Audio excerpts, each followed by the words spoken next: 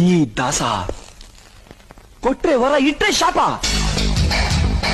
ಯಾಕ್ರೋ ನನ್ನ ಕೊಲೆಗಾರನ ಮಾಡಿಸ್ತೀರಾ? ಯಾಕ್ರೋ ನನ್ನ ಕೊಲೆಗಾರನ ಮಾಡಿಸ್ತೀರಾ? ನಾನ್ ಮಾಡಿರೋ 99 ಕೊಲೆಗೆ ಇದು ಸೇರಿ 100ನೇ ಕೊಲೆ ಆಗೋಯ್ತಲ್ರೋ. ಸ್ಟೇಷನ್ ಇಂದ ನನ್ನ ಅಡ್ಡಕ್ಕೆ ಬಂದು ನನ್ ಗುಂಡಿಗೆ ಬಲಿಯಾಗೋ ಅಂತ ಹೇಳಿದ್ದ.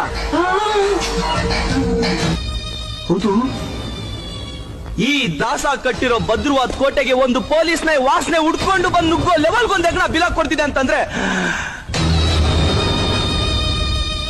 ಆ ಎಗಣ ಯಾವುದು ಅಂತ ನಂಗೆ ಗೊತ್ತಾಗ್ಬೇಕ್ರೋ.